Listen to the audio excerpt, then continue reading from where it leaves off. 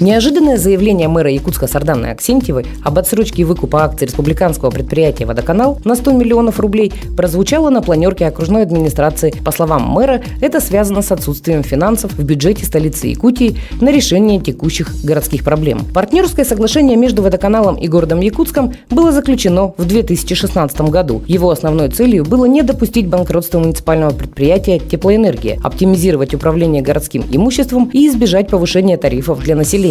Кроме того, выкупая акции «Водоканала», город получил представительство в Совете директоров акционерного общества и возможность реально участвовать в управлении предприятием в интересах населения города Якутска.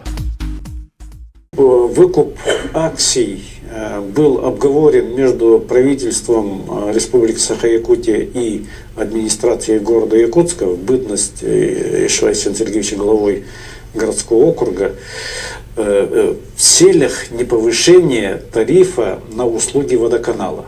Когда в 2016 году был подписан договор между МУП «Теплоэнергия», это муниципальное предприятие, владельцем которого является администрация города Якутска, и акционерным обществом «Водоканал», владельцем которого является правительство Республики Саха-Якутия, мы выкупили сливную станцию, которая приносила большой убыток в деятельности МУП «Жилкомсервис». По договоренности вот эта сливная станция, она стояла на балансе муниципалитета, они поставили его в баланс, МУП «Теплоэнергия». И, соответственно, получилось так, что водоканал выкупал у Теплоэнергии.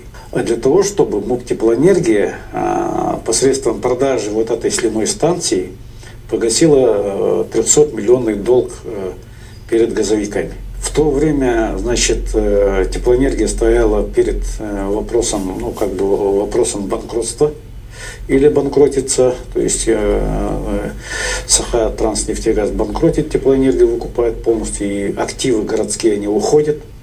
Для этого водоканал взял кредит, который погасил с процентами причем. И при этом водоканал, оплатив все это за счет собственных оборотных средств, потерял возможность более активно ремонтировать собственные сети.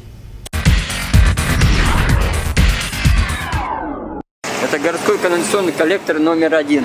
В данное время мы стоим на площади Орджоникидзе. Он проходит по проспекту. Протяженность его примерно 3,2 километра. Раньше он проходил дальше по Дзержинского, заворачивался на Федора Попова, на главную насосную станцию номер 1. Во время обвала по улице Дзержинского этот участок был закрыт, но он был введен в эксплуатацию в 1968 году. Его проектировал в свое время, сколько я помню, Гидрокоммунводоканал в качестве экспериментального такого проекта на вечной мерзлоте. Трубы не менялись, потому что, чтобы производить замену, это надо делать практически весь город останавливать. Вот этот короб, который корм коллектор, он тоже требует ремонта. Коллектор на чем стоит, они тоже сгнили. Тоже надо менять, производить ремонт. С 1968 года трубопровод ни разу не менялся. Городской канализационный коллектор номер 2 диаметром 1020 мм. Трубопровод большого диаметра.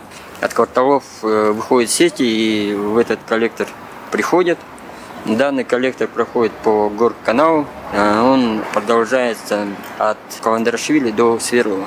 Отсюда на этот коллектор идет ДСК, Мерлотка, с поселка Геологов, 69-й квартал, 110-й квартал. Это вот все сюда приходит. В 1984 году он был чугунный, а потом вот в 99 году он уже был, поэтапно его была замена. И вот последний участок был, по-моему, заменен уже в 99 году на стальную. Через себя пропускает где-то примерно 50-70 тысяч кубов в сутки. Данный коллектор находится в аварийном таком состоянии. Из-за чего? Из-за того, что произошло провисание данного коллектора на определенных участках. по пропускной способности в 2 раза уменьшился. Из-за того, что он наполовину практически забит песком и илом. И водоканал в настоящее время вот на этом месте установил колодец зачистки и производит работы по его зачистке. Проблемно перекачивать то, что уже подключено. В данное время, чтобы исправить ситуацию, нужно привлечь определенную технику. Если он сейчас не может справиться с существующими стоками, то подключение кварталов сюда уже проблематично. Город-то растет, и это все-таки стоков поступать стало больше, а диаметр-то трубопровода не изменился. Сейчас вот строится 3-й коллектор по Чернышевского, и нужно вот этот участок разгружать. Он уже не справляется с теми стоками, которые на него поступают.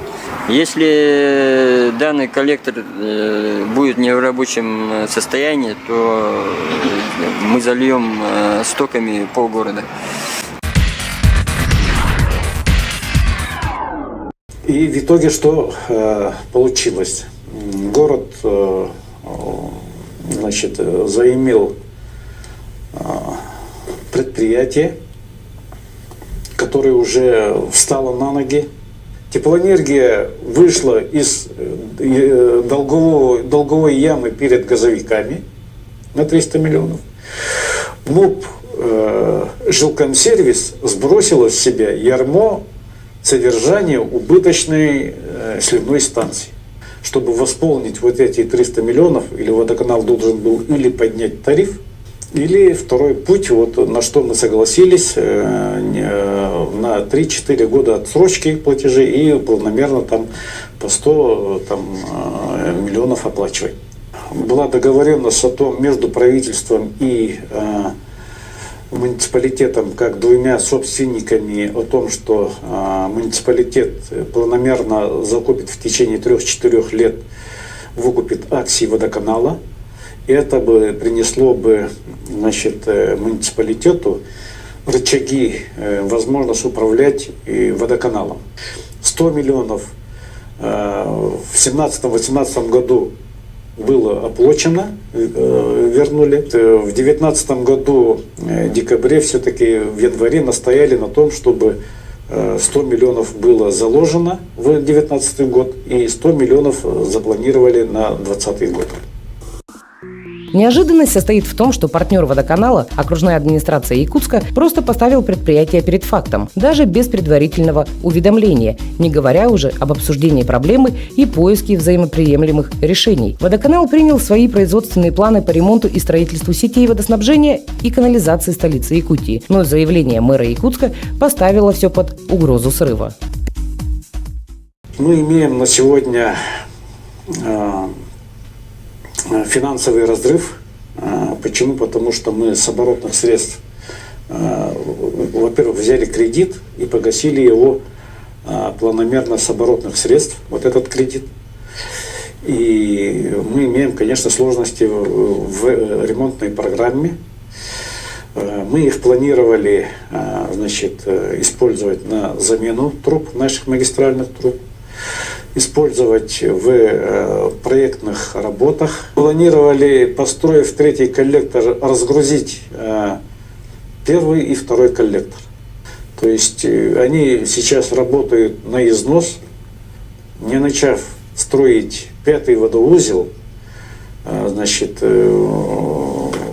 мы не можем выдавать в дальнейшем технические условия на техническое присоединение вновь строящихся объектов.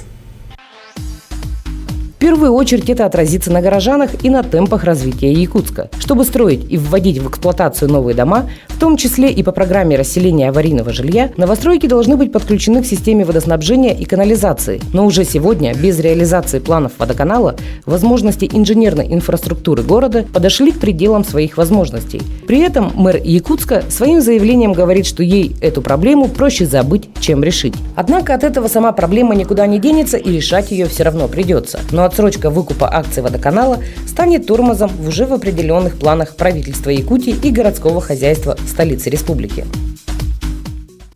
То есть тут кумулятивный эффект будет очень плачевным. Чтобы этого не произошло, тут есть два варианта. Или поднять тариф, что не есть хорошо, да? Или исполнить те обязательства, которые были взяты администрацией города и правительством Республики Саха-Якутия. Возможно, еще раз повторюсь, вот те решения, которые были озвучены главой городского округа, они были озвучены эмоционально и по незнанию вот всей вот этой предыстории, о котором я уже говорил. Но, тем не менее, я считаю, что это не красит любого руководителя. Почему? Потому что должно быть все-таки преемственность власти. Для этого есть понятие преемственность власти, чтобы люди, которые договариваются, они знали, что можно положиться на эту власть.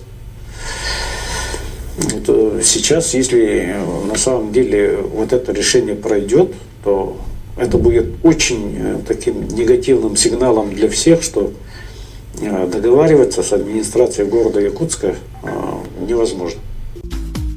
Обывателям заявление мэра Якутска преподносится как продиктованное необходимостью экономии средства бюджета столицы Якутии. Но это говорит совсем о другом, а вовсе не об экономии. Фактически мэр работает на минутный пиар, не думая о развитии города.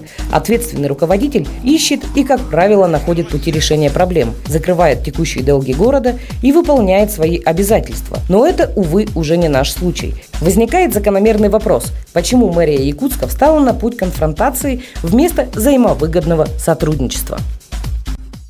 Вступая в должность главы городского округа города Якутск, клянусь своей честью и совестью соблюдать Конституцию Российской Федерации, Конституцию Республики Саха-Якутия, законы Российской Федерации и Республики Саха-Якутия, Устав городского округа города Якутск, уважать и охранять права и свободы человека и гражданина, защищать демократический конституционный строй, интересы населения города, добросовестно выполнять возложенные на меня обязанности главы городского округа.